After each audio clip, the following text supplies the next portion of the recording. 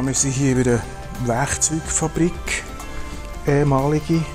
Und Botz, das hat hier gebrannt, krass. Das war ja sehr simpel zum Reinkommen. Aber eben, es muss ja simpel sein, sonst wäre es ja Einbruch.